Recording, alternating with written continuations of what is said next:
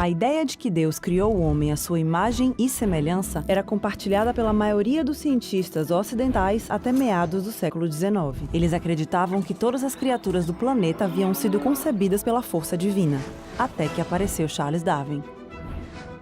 Alguns pesquisadores já falavam de uma evolução das espécies, mas o naturalista britânico foi o primeiro a comprovar e explicar o mecanismo que a torna possível: a seleção natural. Sua teoria mudou radicalmente a biologia e ofereceu outra explicação sobre a origem do ser humano. Por causa dela, Darwin se tornou um dos cientistas e pensadores mais importantes da história. Mas para chegar lá, ele precisou fazer uma viagem extraordinária, centenas de experimentos e refinar as suas ideias por 20 anos.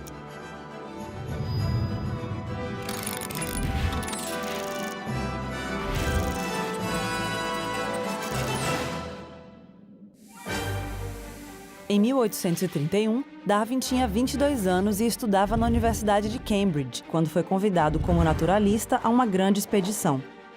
A bordo do HMS Beagle, ele passou quase 5 anos percorrendo vários continentes, a começar pela América do Sul.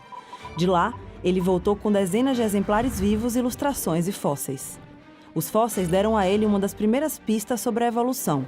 Por exemplo, ao ver os restos de um milodonte, um animal gigante parecido com a preguiça, ele deduziu que a semelhança não podia ser coincidência. Deveria haver um parentesco com a espécie atual.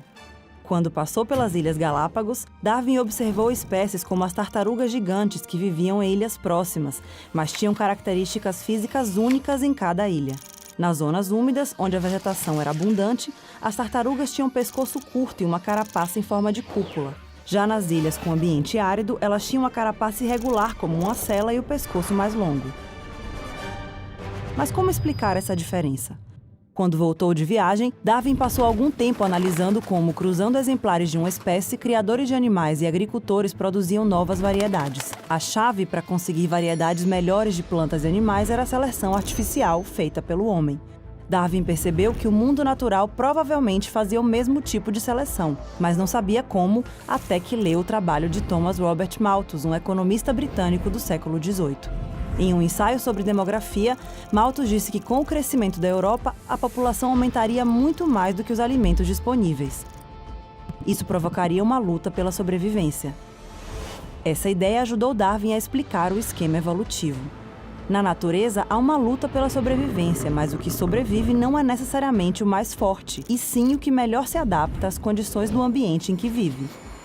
Se um ser vivo tem uma característica que lhe ajuda a sobreviver, ele vai se reproduzir com mais sucesso. O que não se adaptar, morre sem deixar descendentes. As criaturas com mais sucesso na reprodução passam esses traços adiante, e assim sucessivamente, até que as variações deem origem a uma nova espécie. Por isso, as diferenças entre as tartarugas que Darwin viu nas Galápagos eram produto da evolução. No ambiente árido, as de pescoço longo alcançavam os arbustos para se alimentarem, enquanto as que viviam em local úmido podiam comer grama e se proteger dos predadores, graças ao pescoço curto e à carapaça arredondada. Para Darwin, essas mudanças aconteciam de forma lenta e gradual. As espécies, incluindo o homem, não nasceram de forma independente, elas evoluíram de um ancestral comum. Segundo ele, foi a partir daí que a vida no planeta começou a se diversificar. 20 anos depois de sua viagem no Beagle, Darwin tinha escrito milhares de páginas, mas não havia publicado nenhuma. Ele queria ter provas inquestionáveis, talvez porque soubesse o terremoto que suas ideias iriam causar. Foi então que ele recebeu uma carta de Alfred Russel Wallace, um admirador e colega naturalista que havia chegado à mesma conclusão. A evolução acontecia por seleção natural. Darwin temia que Wallace levasse o mérito pela teoria. Os dois naturalistas concordaram em apresentar uma carta conjunta explicando suas descobertas. Mas no ano seguinte, ao publicar seu livro sobre a origem das espécies, Darwin virou uma celebridade até mesmo fora da comunidade científica, mas não sem antes abalar os alicerces da Grã-Bretanha vitoriana. Como Nicolau Copérnico, no século XVI, a teoria de Darwin mudou tudo ao explicar que a diversidade do mundo acontecia por um processo biológico, sem a intervenção de Deus. Ele colocou o ser humano no mesmo degrau evolutivo que o resto dos seres do planeta.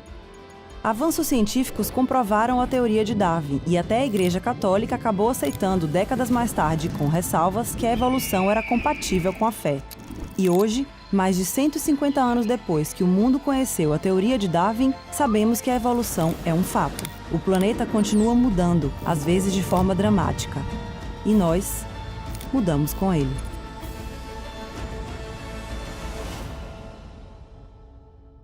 Oi pessoal, espero que vocês tenham gostado desse vídeo. Uma curiosidade, na passagem de Darwin pelo Brasil, ele levou, além de amostras de plantas, uma experiência no Carnaval de Salvador. Ele escreveu no seu diário que foi alvejado pelos foliões que jogavam balões de cera cheios d'água nele e nos seus colegas do navio HMS Beagle. Ele escreveu inclusive que foi difícil manter a dignidade com as roupas molhadas na rua, quem nunca, não é mesmo?